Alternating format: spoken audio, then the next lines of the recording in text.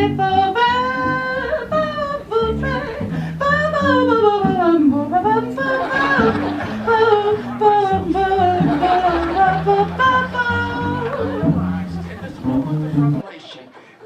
you. It's exciting to be here. I hope this talk will also resonate with the previous talk. The previous talk was talking about the microcosmos of our brain, and I will hopefully try to give you a different perspective about the macrocosmos. So it all started with "Let there be light."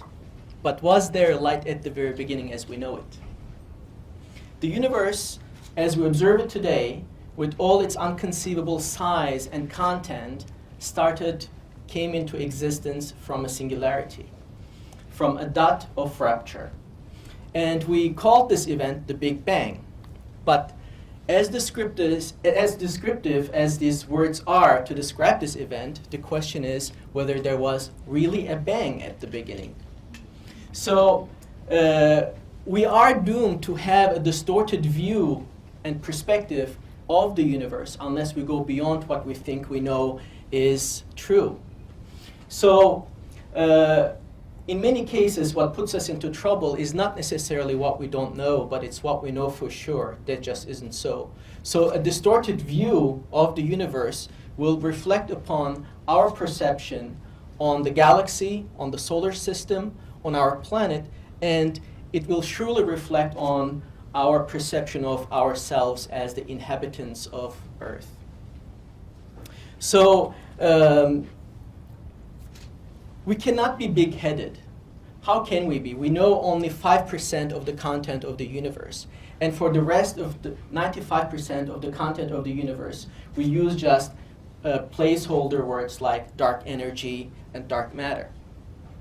And for this 5%, we really work hard to understand it, but we are basically looking in the face of ignorance.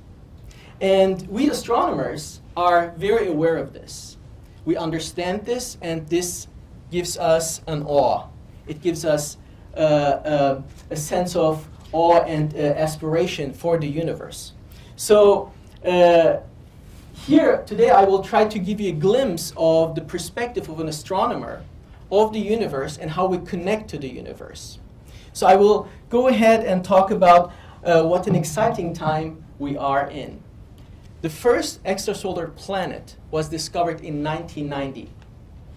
And today, we have approximately 700 or so extrasolar planets.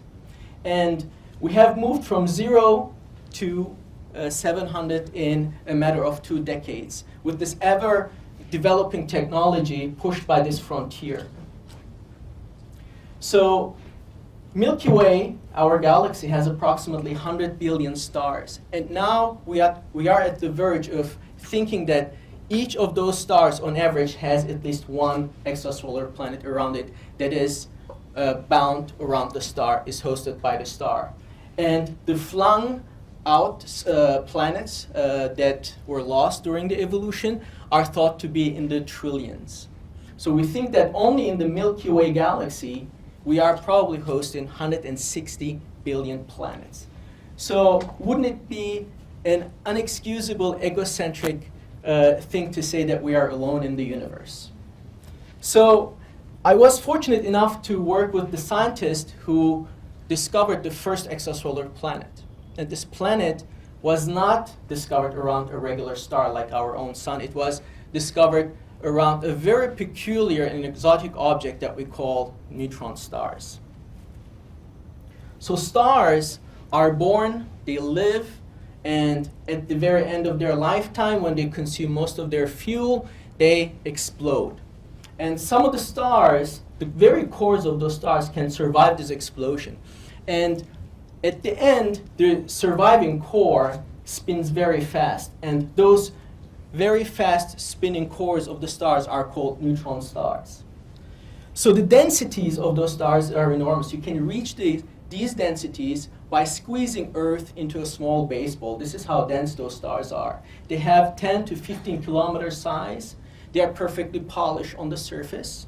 And they have a radio beam that is going around, which creates a lighthouse effect. And if you were to be able to survive the gravitational tidal forces and sit on the surface of a neutron star, you would be able to get a glimpse of your blurry neck without a mirror. And the reason you can do that on a neutron star is because the density is so high, the gravitational force is so powerful that the light cannot go on a straight path anymore. It has to bend around. So this is how exotic those stars are. In universal standards, this is as exotic as it gets. So we observe those stars by a very distinct feature they have. They have very periodic signals. And they are so periodic that they rival the best, most precise atomic clocks. The best atomic clock shifts 1 second only in 100 million years, whereas those stars, the signal that we get from some of those neutron stars, pulsating neutron stars, does not shift 1 second in 3 billion years. So, as you can imagine, we did not lose the opportunity to use those stars to do experiments. In fact, the most precise measurements of Einstein's theory of general relativity is being done by using pulsating neutron stars that we call pulsars. So, as I was saying, they rival the most precise atomic clocks, and this enables us to do real physical experiments in the extreme environment that we cannot reach in terrestrial laboratories. So I will try to show you what they sound like. So on the left side, you see what the pulses look like. This is, in essence, the electrocardiogram of the heartbeat of those stars. And if you were to be able to have an ear and listen to radio waves, this is what they would sound like. So this is the signal from a relatively slowly rotating pulsar, the name of which is up here, that rotates only 1.4 times per second. As I said, this is one of the slower ones. So here, this is one of the faster rotating ones. 11 times per second. And then we have extreme end for pulsars that we call millisecond pulsars. And in those cases, we reach enormous speeds on the very surface. The rotational speeds on the very surface reaches a fraction of the light speed, and this is what they sound like. And we do listen, metaphorically speaking, to those signals by which we can understand their dynamics. We can even penetrate to get their geometry and understand whether they have a binary companion or not. So then I would like to put forth the idea and just imagine for a second what would happen if you were to be able to fly by a star cluster. This is a representation of one of the hundreds of star clusters that we have found in the Milky Way. And those star clusters turn out to be very fertile ground to produce those very compact objects that we call pulsars. In one of them, we have found more than 20 of them. And this is a simulation what it would sound like if you were to be able to fly by and had an ear that can pick radio signals. And this is what a cosmic symphony would sound like.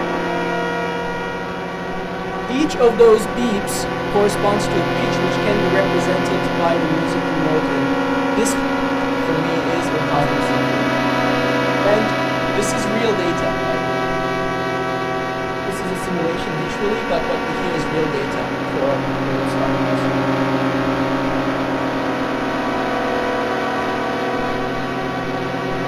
So,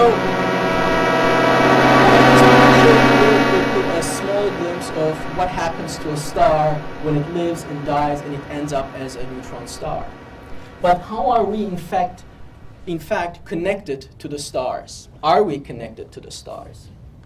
So here I have listed the elements that make up our body. 63% of the number of atoms in our body is hydrogen. 36% of all the atoms in our body is made up of oxygen and carbon. And we know for a fact that carbon and oxygen can only be made in the very centers of stars. They are not terrestrial in origin. So we have a false, self-inflicted illusion that we are terrestrial and somehow disconnected from the rest of the universe. Whereas we are only, figuratively speaking, chemically terrestrial, but all the elements that really make us is alien. So carbon and oxygen are made in the very centers of the stars. Stars are furnaces that take the leftover material from Big Bang, which is hydrogen, and fuses it to the elements in the periodic table that go up to iron. And what happens for the elements that go beyond iron, they are produced in what we call supernova explosions. So in fact, what happens is when a star dies, it spills out its guts, enriches the gas clouds around it, and makes it a fertile ground for life, producing stars, producing planets, and hence producing life. So as you see, we are really connected to the stars in reality. And I want to ask, can we really remain oblivious to what's out there? Our body, the chemical abundances in our body matches the universe. We are directly connected to stars, to supernova explosions, and to the Big Bang. And to realign our perception, we shall not forget that we are not only in the universe, but the universe is in us.